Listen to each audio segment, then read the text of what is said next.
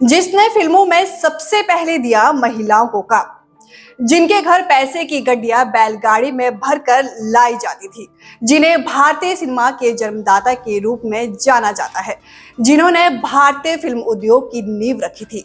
वे थे भारतीय सिनेमा के पितामह दादा साहेब फाल्के उर्फ धुंधीराज।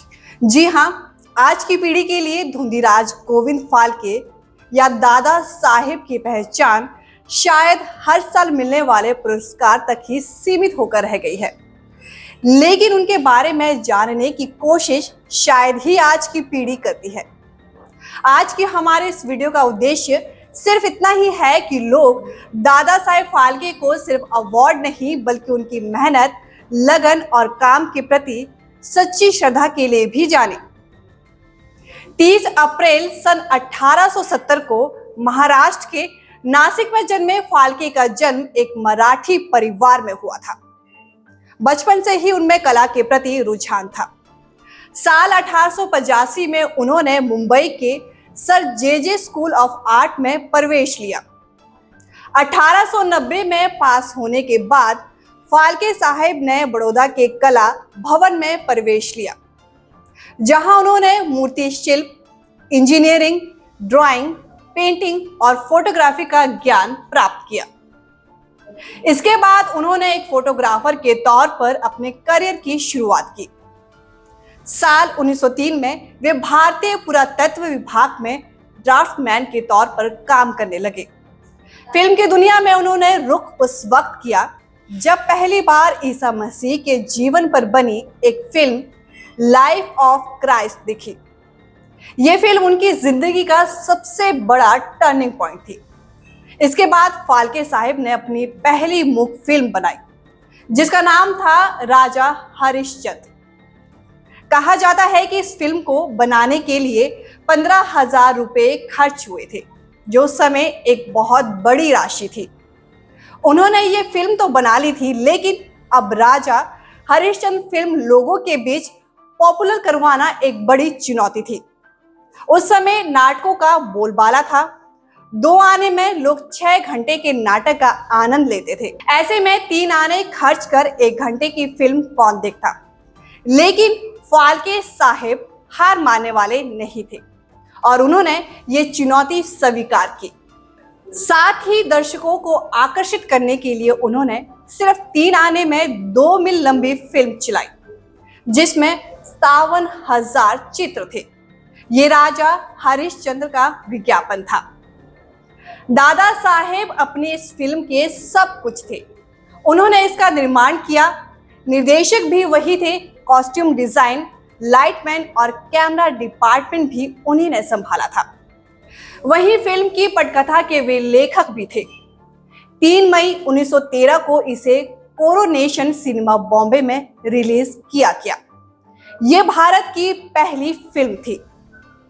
राजा हरिश्चंद्र की सफलता के बाद दादा साहेब फाल्के ने पीछे मुड़कर नहीं देखा। इसके बाद बिजनेसमैन के साथ मिलकर फाल्के ने फिल्म कंपनी बनाई। कंपनी का नाम था हिंदुस्तान फिल्म्स। ये देश की पहली फिल्म कंपनी थी। उन्होंने एक मॉडल स्टूडियो भी बनाया था। वे अभिनेताओं के साथ साथ टेक्नीशियनों को भी ट्रेनिंग देने लगे, लेकिन जिंदगी के अच्छे दिन ज्यादा समय तक नहीं रहे। पार्टनर के साथ काफी समस्याएं होने लगी। सन 1920 में उन्होंने हिंदुस्तान फिल्म से इस्तीफा दे दिया। इसके साथ ही उन्होंने सिनेमा जगत से भी रिटायरमेंट लेने की घोषणा कर दी।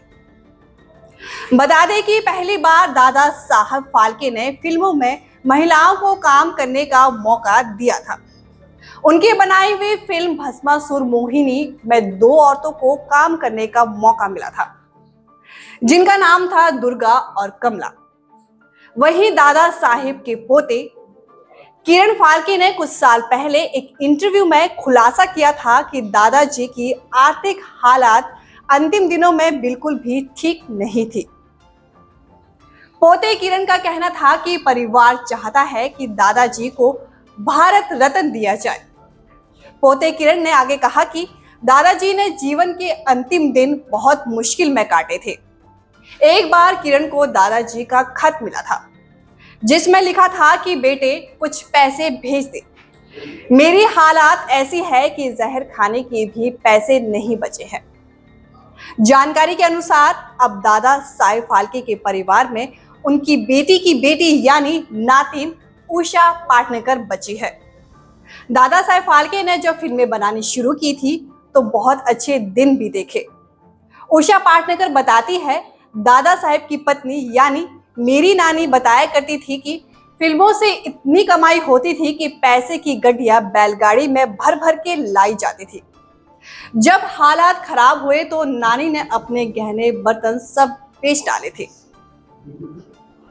जाते जाते आपको बता दें कि राजा हरिश्चंद्र से शुरू हुआ उनका करियर 19 सालों तक चला। राजा हरिश्चंद्र की सफलता के बाद अपनी फिल्मी करियर में उन्होंने 95 फिल्म और 26 शॉर्ट फिल्में बनाई। उनकी आखिरी मूक मूवी सेतु बंधन थी और आखिरी मूवी गंगावतरण थी। दादा साहेब फाल्के 16 फरवरी सन 1944 को इस दुनिया को अलविदा कह गए। उनके मरणोपरांत भारत सरकार ने उनके सम्मान में सन 1969 में दादा साहेब फाल्के अवार्ड देना शुरू किया। यह भारतीय सिनेमा का सबसे प्रतिष्ठित पुरस्कार है। भले ही दादा साहेब आज हमारे बीच नहीं है, लेकिन दादा साहेब फाल्के अवार्ड से दिया जाने वाला भारतीय सिनेमा के सबसे बड़े पुरस्कार ने आज हर कलाकार के दिल में उन्हें जिंदा रखा हुआ है। इसी के साथ हमारे इस खास रिपोर्ट में इतना ही। मुझे दीजिए इजाजत और आप देखते रहिए भारत आज।